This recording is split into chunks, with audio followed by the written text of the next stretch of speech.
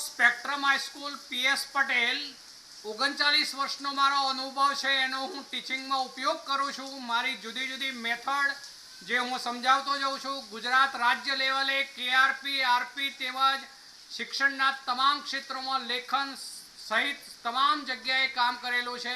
એવા મારા બહોળા અનુભવનો હું ઉપયોગ મારા ટીચિંગ દરમિયાન કરું છું. મારો લાભ અવશ્ય લેજો એવું ખાસ જણાવું છું. ચલો ગુડ મોર્નિંગ ઓલ ફ્રેન્ડ્સ. હવે આપણે નીટ 2013 એનું પેપર જોઈએ. નીટ 2013.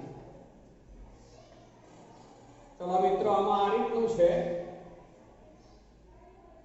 કે 25 સેલ્સિયસ તાપમાને 0.1 મોલર એમોનિયમ હાઇડ્રોક્સાઇડના જલીય દ્રાવણની મોલર વાહકતા.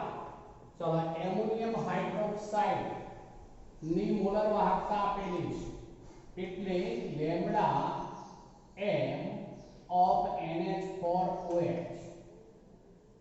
એની મોલર વાહકતા છે 9.54 ohm inverse. 9.54 ohm inverse centimetre square અને મોલ ઇનવર્સ.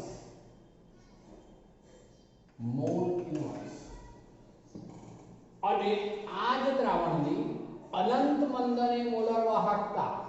ચલો મિત્રો, અનંત મંદની મોલર વાહકતા એટલે શું સિમ્બોલ આપીએ છીએ આપણે? Lambda 0 of m. ચલો, એ જ દ્રાવણ માટે છે અનંત મંદની મોલર વાહકતા 238.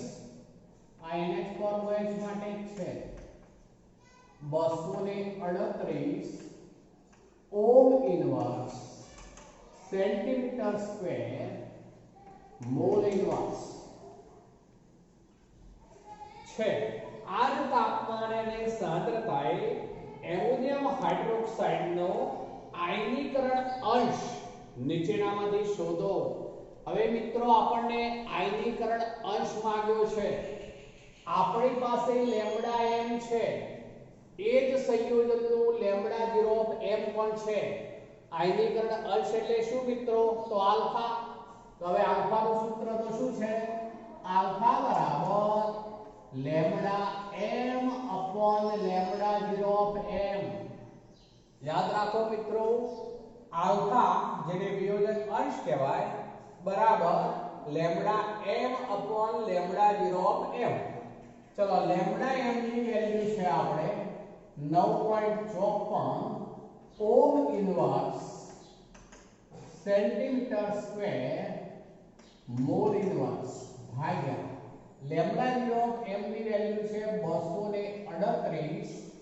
એનો પણ એકમ છે ohm inverse centimetre square mole inverse. હવે મિત્રો, બંનેના એકમ સરખા હોવા જોઈએ. સરખા છે એટલે એકમ અહીંયા ઉડી જશે. તો હવે એવા આલ્ફાની કિંમત થશે મિત્રો 0.0084 આવી આલ્ફાની કિંમત થાય છે. હવે મિત્રો સમજો પણ બરોબર. અહીંયા આપણને એવું પૂછ્યું છે આ જ તાપમાને અને સાંદ્રતાએ એમોનિયમ હાઇડ્રોક્સાઇડનો આયનીકરણ અંશ નીચેનામાંથી શોધો. હવે એમાં કિંમતો આવી આપેલી છે મિત્રો. જવાબ જે આપેલા છે 40.800%.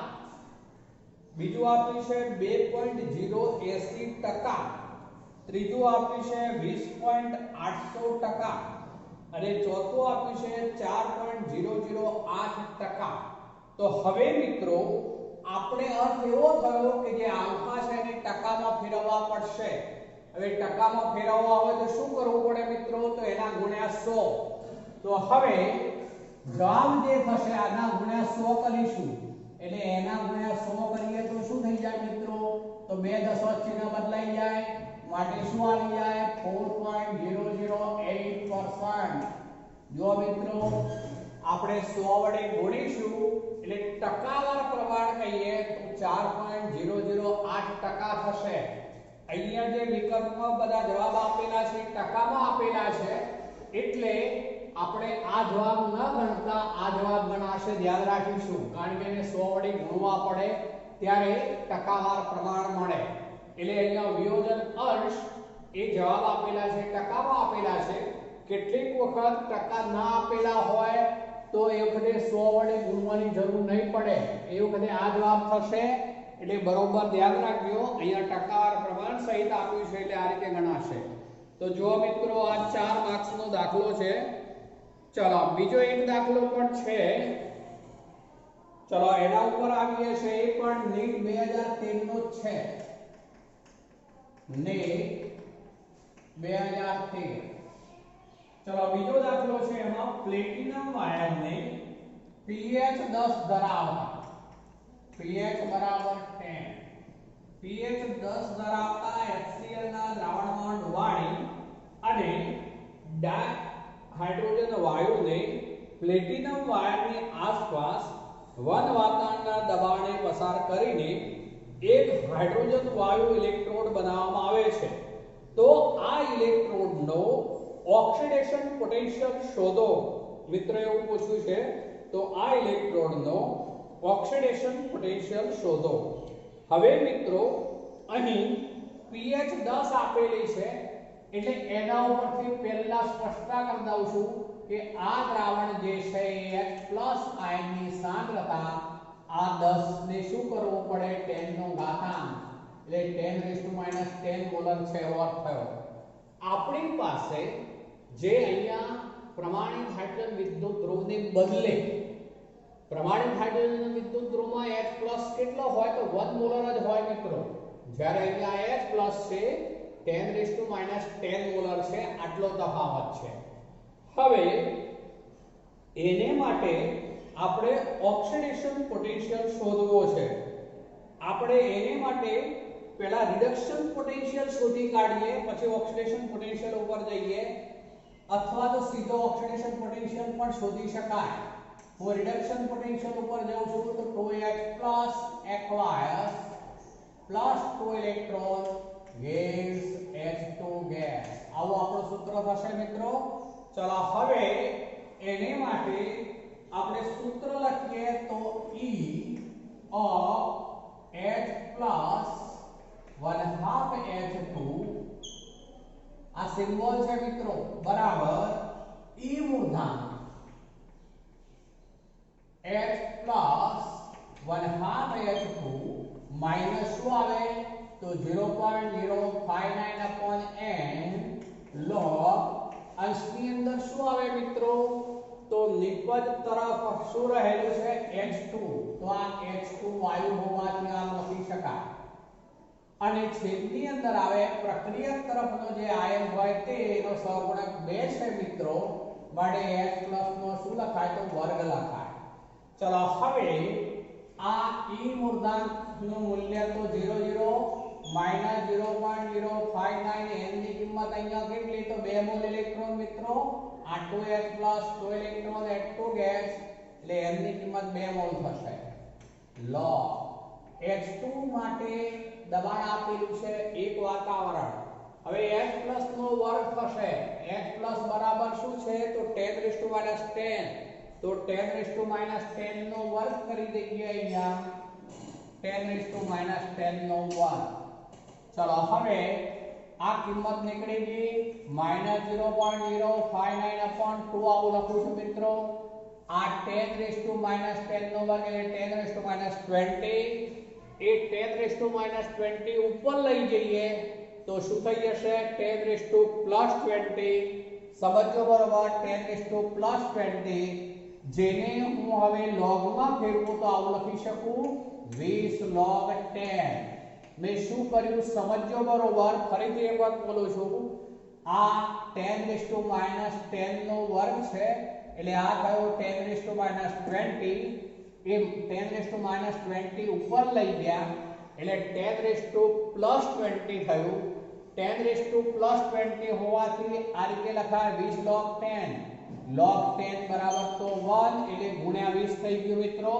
તો હું આ 2 વડે ઉડાડી દઉં છું તો આ 10 તો એક દશક ચિહ્ન બદલાઈ જાય મિત્રો માટે -0.59 પણ આ જે વેલ્યુ છે એ રિડક્શન પોટેન્શિયલ છે જુઓ મિત્રો E of H plus gives 1/2 H2 એટલે આ પ્રક્રિયા કઈ છે રિડક્શન ની એટલે આ રિડક્શન પોટેન્શિયલ છે માટે તેનો ઓક્સિડેશન પોટેન્શિયલ કહીએ તો શું થવાનો પ્લસ થશે માટે જવાબ કયો થવાનો મિત્રો તો +0.59 વોલ્ટ તો જવાબ આ રીતે થશે +0.59 વોલ્ટ અહીંયા જુદા જુદા વિકલ્પ આપેલા છે એમાં એક છે 1.18 વોલ્ટ બીજો છે 0.059 વોલ્ટ ત્રીજું છે 0.59 વોલ્ટ અને ચોથું છે 0.118 વોલ્ટ તો મિત્રો પહેલા રિડક્શન પોટેન્શિયલ ગણ્યો કહેવાશે આપણે જવાબ માંગ્યો છે ઓક્સિડેશન પોટેન્શિયલ તો ઓક્સિડેશન પોટેન્શિયલ અને રિડક્શન પોટેન્શિયલ ની વેલ્યુઓ સરખી હોય માત્ર પરસ્પર ચિહ્નો વિરુદ્ધ હોય એટલે આપણે રિડક્શન પોટેન્શિયલ શોધી કાઢ્યો એ માઈનસ છે તો એનો ઓક્સિડેશન પોટેન્શિયલ હવે પ્લસ થઈ જશે 0.59 વોલ્ટ ચલો મિત્રો આ નીટ 2013 આપણે હતું એનો પેપર લીધું એમાં બે પ્રશ્નો પૂછાયા છે જુઓ મિત્રો એટલે એનો અર્થ એવો થયો કે 8 માર્ક્સ નું જે છે એ 2013 માં નીટમાં પૂછાયેલું છે આ ચેપ્ટરમાંથી 8 માર્ક્સ નું છે એવો અર્થ થયો મિત્રો ચલો હવે આવીએ છે આપણે PMT 2011 છે PMT 2011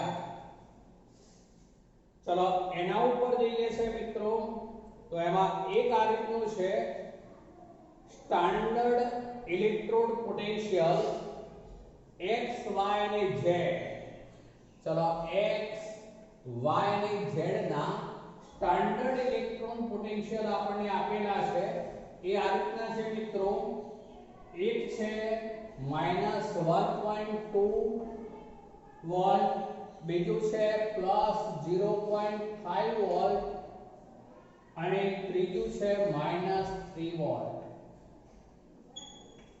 વોલ્ટેજમાં આ રીતે વેલ્યુ આપેલી છે x y અને z ની અને પછી પૂછ્યું છે the reducing power of the metal will be એટલે કે રિડક્શન પામવાની વૃત્તિ બરાબર અથવા તો રિડક્શન કર્તા તરીકેની પ્રબળતાનો ક્રમ રિડક્શન કર્તા એવો શબ્દ છે રિડક્શન કર્તા તરીકેની પ્રબળતાનો ક્રમ જે છે નક્કી કરો હવે મિત્રો આમાં એક ટેકનિક આપું છું બરોબર ધ્યાન રાખજો આ જે વેલ્યુ આપેલી છે એ રિડક્શન પોટેન્શિયલ ની છે સારી વેલ્યુ છે બરોબર ધ્યાન રાખવાનું રકમમાં અહીંયા આપેલી છે વેલ્યુ એ બધી જ સ્ટાન્ડર્ડ ઇલેક્ટ્રોડ પોટેન્શિયલ એટલે કે પ્રમાણિત વિદ્યુત ધ્રુવ પોટેન્શિયલ ના મૂલ્યો આપેલા છે જે વાસ્તવમાં રિડક્શન પોટેન્શિયલ તરીકે ઓળખાશે હવે એના મૂલ્યો ઉપરથી એવું કહી શકાય કે જેનો E0 ReD નું મૂલ્ય ઓછું હોય તે સૌથી વધુ પ્રબળ રિડક્શન કરતા હોય ફરીથી રિપીટ કરું છું જેનો E0 ReD સૌથી ઓછો હોય આ બધી વેલ્યુઓ છે કોની છે E0 ReD ની અથવા E મૂળાંક ReD કહેવાય જેનો E0 ReD નું મૂલ્ય સૌથી ઓછું હોય તે પ્રબળ રિડક્શન કરતા ગણાશે અહીં આ -1.2 છે આ +0.5 છે અને આ -3 છે માટે સૌથી ઓછું મૂલ્ય કોનું કહેવાશે તો Z નું માટે Z સૌથી વધુ પ્રબળ રિડક્શન કરતા એટલે Z is greater than Z સૌથી વધુ પ્રબળ રિડક્શન કરતા is greater than પછી કયું આવે મિત્રો જુઓ તો આ વેલ્યુ આવશે એટલે x is greater than છેલ્લે કયું આવે તો y તો આમ જેનો પ્રમાણિત રિડક્શન પોટેન્શિયલ સૌથી ઓછો હોય તે સૌથી વધુ પ્રબળ રિડક્શન કરતા બને બરોબર યાદ રાખો EMF શ્રેણીમાં સૌથી નીચે કોણ હોય તો જેનો E0 ReD સૌથી ઓછો હોય અને તે શું હોય? પ્રબળ રિડક્શન કરતા. તો આ સૌથી ઓછો હોવાથી z પ્રબળ રિડક્શન કરતા ઇઝ ગ્રેટર ધેન, પછી x આવે ઇઝ ગ્રેટર ધેન y આવે મિત્રો. તો આ PMT 2011 માં પૂછાયેલો છે. એ જ રીતે PMT 2011 માં બીજો એક દાખલો પણ છે મિત્રો. PMT 2011 એની વાત કરી રહ્યા છીએ આપણે. તો એમાં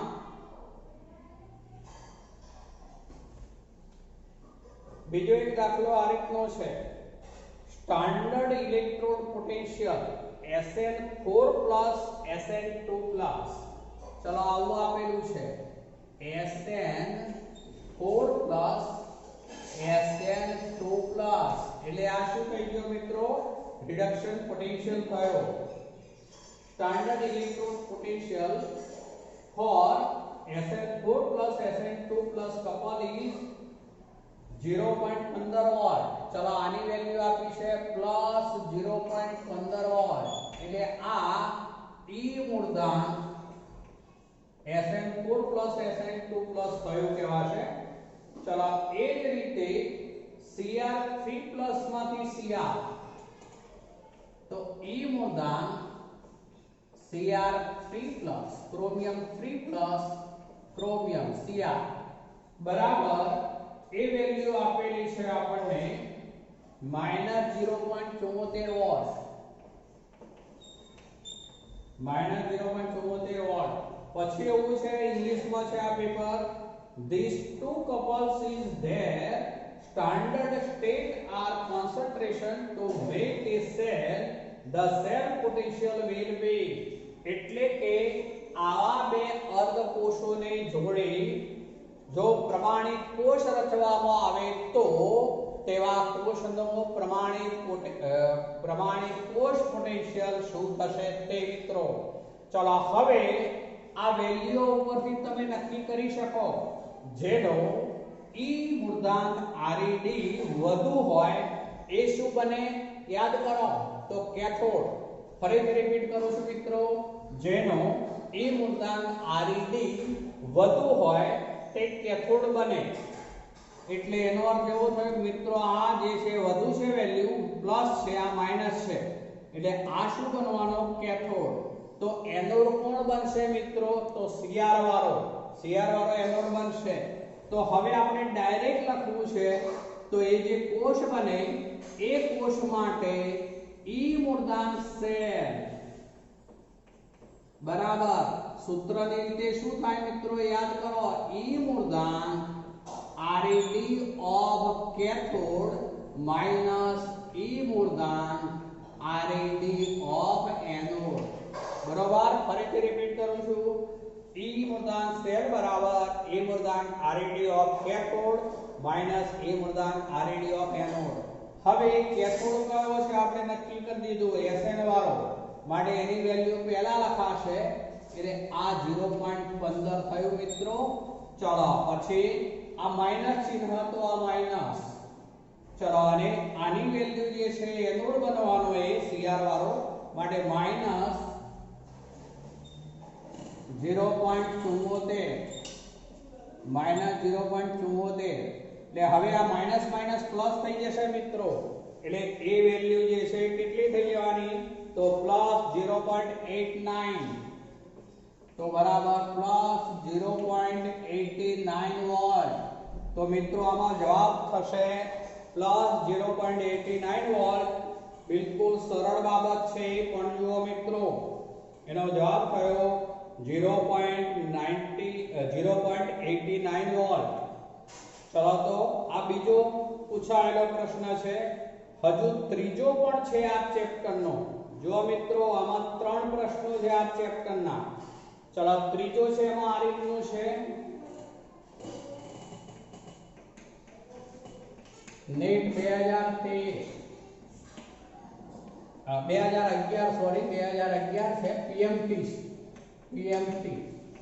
PMT છે 2011. આ પણ PMT 2011. 1 2 અને આ ત્રીજો દાખલો છે પીએમટી 2011 માં. ચલો એમાં આ રીતનું છે CO પ્લસ ઇલેક્ટ્રોન આ એક્વાયર્સ છે ગેસ CO અહીંયા 2 પ્લસ છે CO2 plus electron CO plus acquires. બીજું સૂત્ર આપ્યું છે આપણને CO પ્લસ એક્વાયર્સ વત્તા ઇલેક્ટ્રોન ગેસ CO સોલિડ.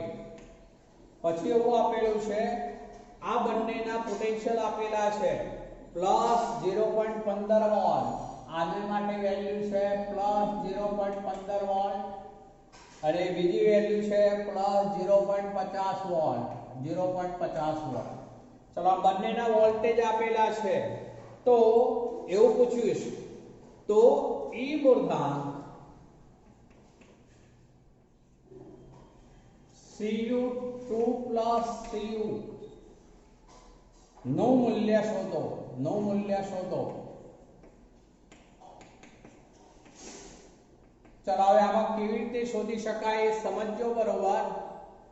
આ સમીકરણ 1 જે છે એની વાત પહેલા લઉં છું. એને માટે હું આવું લખું છું ડેલ્ટા જી મૂળાંક બરાબર માઈનસ NF E મૂળાંક. આ સૂત્ર આપણું મેઇન જે દરેક માટે લાગુ પાડીશું.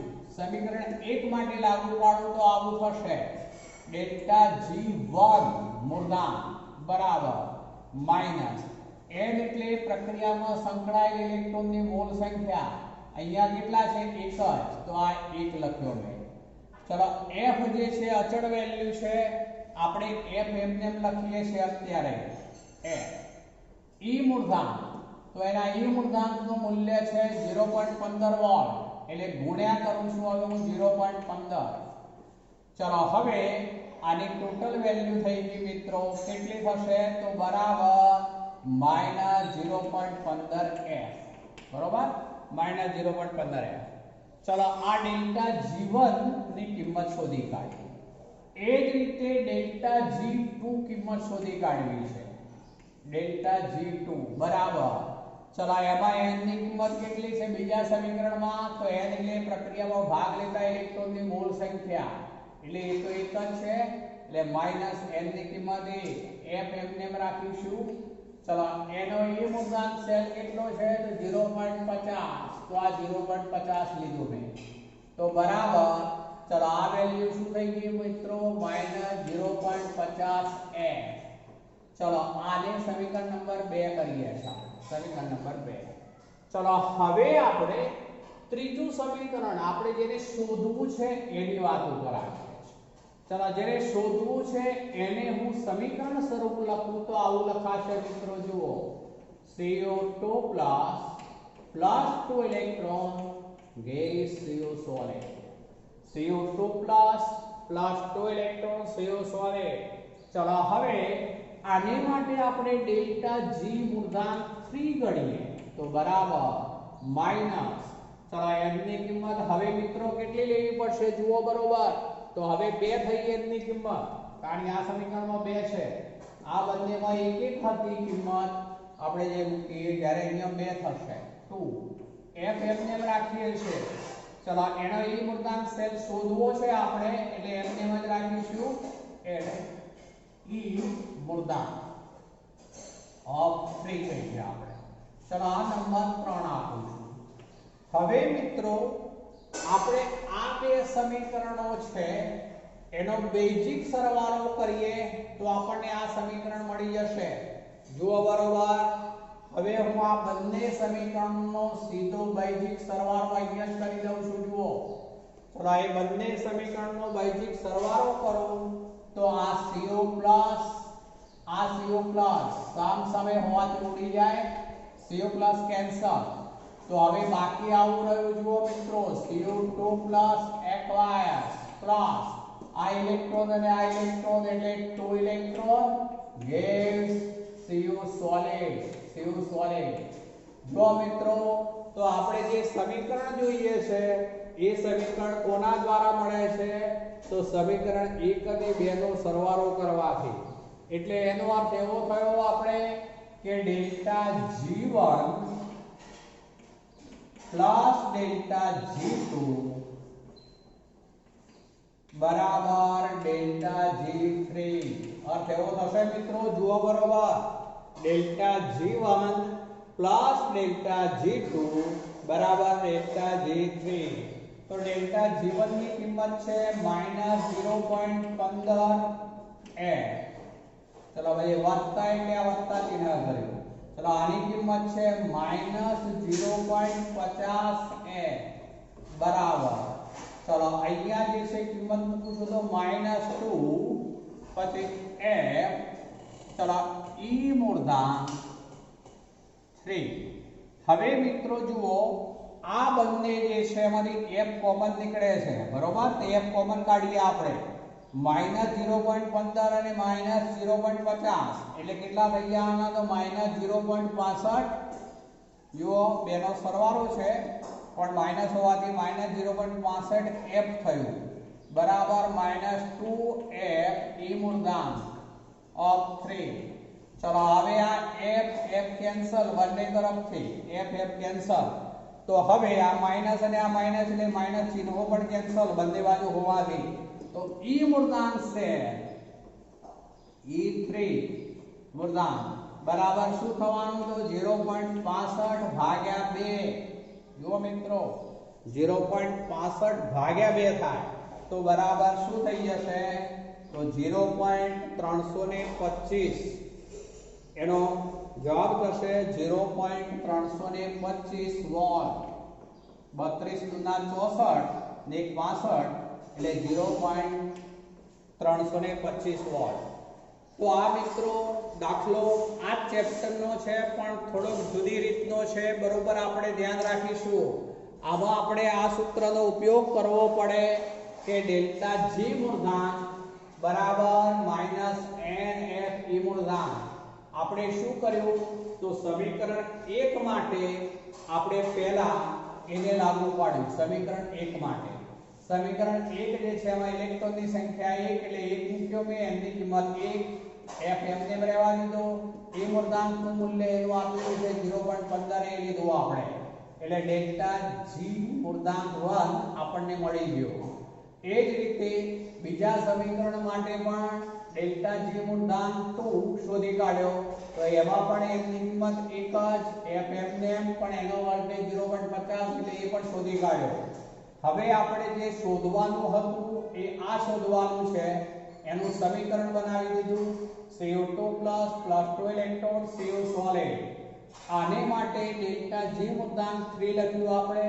તો આની n ની કિંમત કેટલી થઈ ગઈ મિત્રો? જુઓ બરોબર, ખ્યાલ આવી જવો જોઈએ. હવે અહીંયા n ની કિંમત 2 એટલે આ 2 f એમને અને e મૂળાંક 3. ચલો હવે આપણે આ બે સમીકરણો જે આપેલા છે એનું શું કરવાથી આ સમીકરણ મળે છે એ શોધી કાઢવાનું. અહીંયા આ બંનેનો સરવાળો કરવો પડે છે. અમુક વખત એવા સમીકરણ આવવાના કે કો તો બેની બાદબાકી કરવી પડતી હોય, કો તો ગમે તે એકને 2 વડે ગુણવું પડતું હોય ને પછી સરવાળો કરવો પડતો હોય. એવા દાખલાઓ આ ટાઈપના હોય છે. એટલે આપણે સમજવાનું કે જે સમીકરણ લાવવું છે એ સમીકરણ આ બે સમીકરણો આપેલા હોય એના ઉપરથી શું કરવાથી આ સમીકરણ મળે છે નક્કી કરવાનું. આપણે અહીંયા આ બંનેનો સરવાળો કરવાથી એ સમીકરણ મળી જાય છે. માટે અહીંયા ડેલ્ટા G મૂળાંક 1 + ડેલ્ટા G મૂળાંક 2 કર્યું. આપણે બેનો સરવાળો કર્યો બરાબર ડેલ્ટા G3 મૂળાંક. અમુક વખત મિત્રો એવું બને કે આ સમીકરણને કો તો 2 વડે ગુણવું પડતું હોય પછી સરવાળો કરવો પડતો હોય. તો એ વખતે અહીંયા 2 વડે ગુણી દેવાના. આ જે વેલ્યુ હોય જે મૂકી આપણે એને 2 વડે ગુણી દેવાના અને પછી આગળ વધવાનું. તો એને અનુરૂપ દાખલાઓ પણ પૂછાય છે. એટલે અહીંયા e મૂળાંક સેલનું મૂલ્ય મળ્યું આપણને 0.325 વોલ્ટ. અહીંયા જે વિકલ્પ આપેલા હતા એમાં આવા જુદા જુદા વિકલ્પો હતા. એક છે 0.325 વોલ્ટ છે, બીજું છે 0.65 વોલ્ટ, ત્રીજું છે 0.15 વોલ્ટ અને ચોથું છે 0.5 વોલ્ટ. તો મિત્રો બરોબર ધ્યાન રાખજો 0.325 વોલ્ટ આવશે. આમ 2011 ની સાલમાં મિત્રો આવા જે છે 3 પ્રશ્નો પૂછાઈ ચૂક્યા છે 4 માર્ક્સના. એટલે 4 ને 4 8 ને 4 12 માર્ક્સ જે છે એ 2011 માં જ પીએમટી ના પેપરમાં પૂછાયેલા છે. આ રીતે મિત્રો આ ચેપ્ટર ખૂબ અગત્યનું, એમાંથી તો 1 અથવા 2 અથવા આપણે આ જોઈ ગયા 3 પ્રશ્નો પણ પૂછાયેલા છે. એટલે વધુ અગત્યનું ચેપ્ટર છે. વ્યવસ્થિત સમજીશું, વ્યવસ્થિત તૈયાર કરીશું. ચલો મિત્રો હજુ આગળ વધીએ છીએ. આપણે હવે કેટલાક જેડબલઈ ના પેપરો પણ કરાવું છું. આપણે નીટના કેટલાક પેપરો જોઈ ગયા, હવે જેડબલઈ ના પેપરો પણ આપણે જોતા જઈએ છીએ. તો એમાં પણ કેવી રીતે પૂછાતું હોય છે.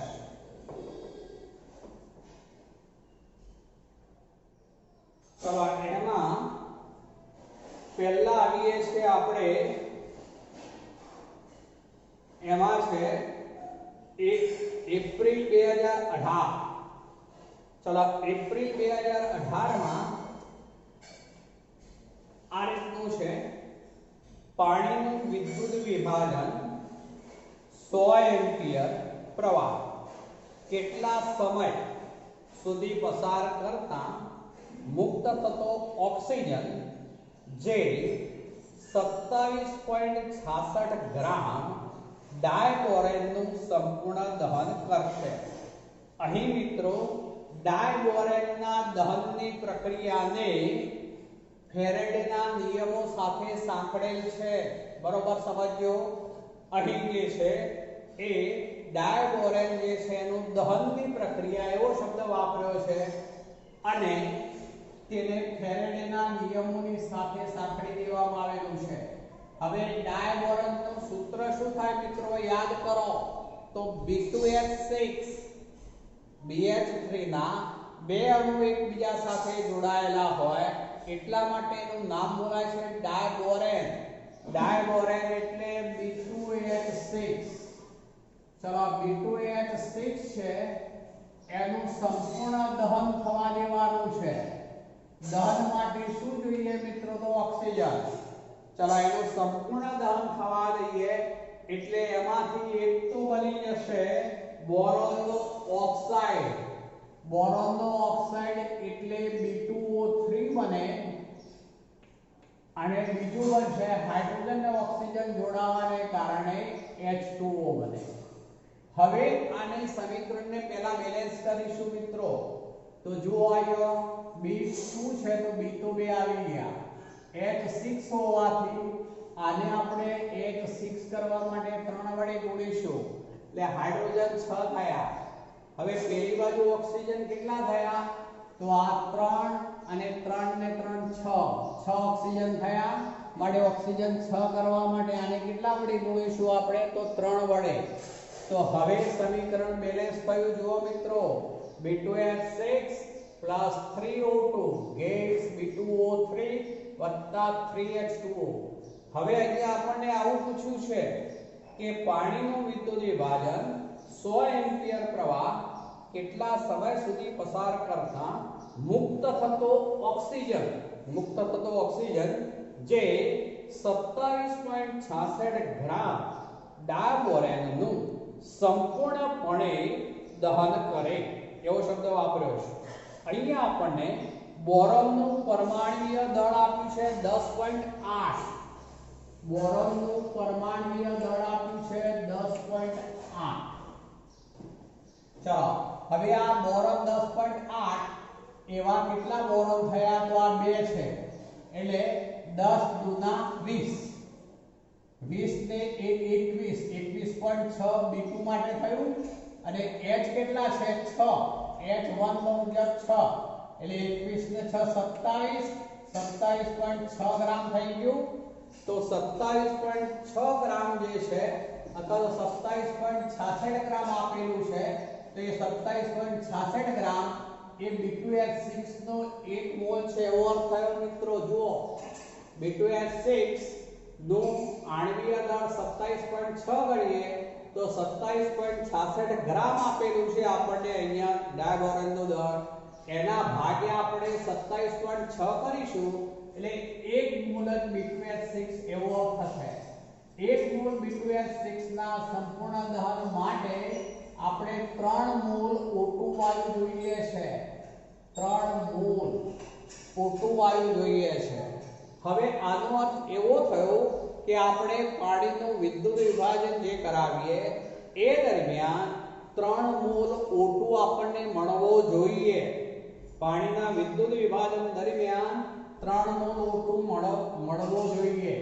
હવે આપણે પાણીનું વિદ્યુત વિભાજનની પ્રક્રિયા લઈએ છે તો એક એનોડ ઉપર પ્રક્રિયા થાય O2 ગેસ વત્તા H+ વત્તા ઇલેક્ટ્રોન. હવે બેલેન્સ કરવું છે મિત્રો તો O2 લીધું તો આને 2 વડે ગુણવું પડશે. ચલો ઓક્સિજન 2 થયા પણ હવે હાઇડ્રોજન કેટલા થયા તો 4 માટે આ 4H+ લેવાય. ચલો હજુ વીજભાર બેલેન્સ કરવો પડે.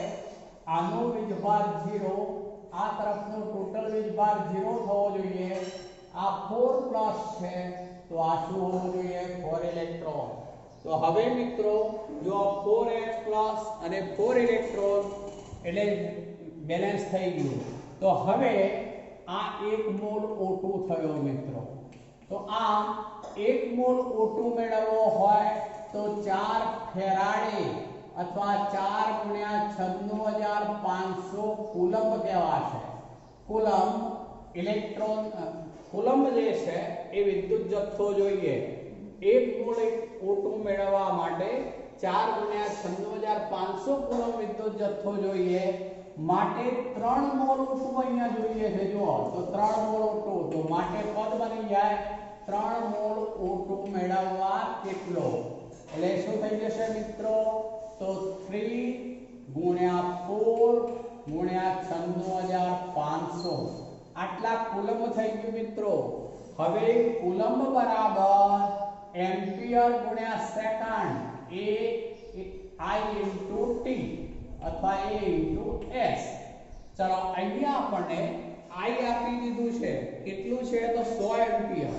તો હવે હું I ની કિંમત 100 લઈ લઉં મિત્રો તો આ 3 ચોકું 12 × 965 00 ભાગ્યા 100 બરાબર T. ચલો આ ઉડાડી દઉં છું તો આ બેનો ગુણાકાર કરીશું એ સ્મોલ t સેકન્ડમાં આવશે મિત્રો. ચલો એ સ્મોલ t જે છે સેકન્ડમાં એ વેલ્યુ આવે છે આપણે 11580 સેકન્ડ 580 સેકન્ડ.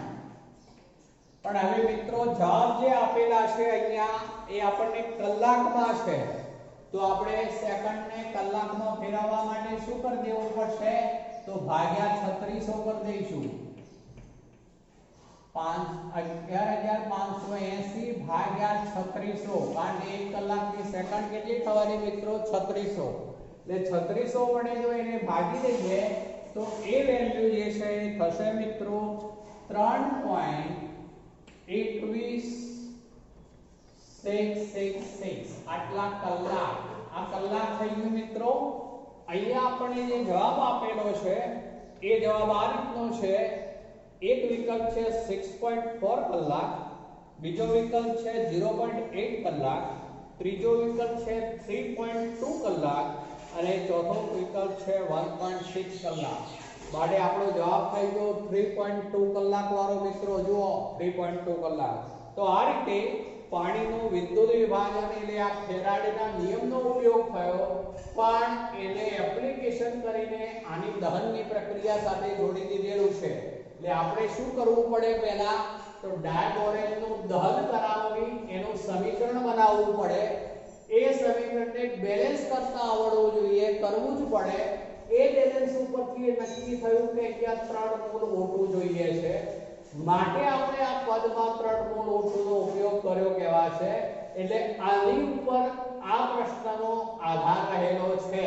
એટલે તે જવાબમાં ધ્યાન રાખીશું. આ એપ્લિકેશન કરી છે વધારાની, બાકી આ ફેરાડેના નિયમનો જ ઉપયોગ છે જે આ ચેપ્ટરનો જ પોઈન્ટ છે. આજે મિત્રો આટલે સુધી રાખીએ છીએ.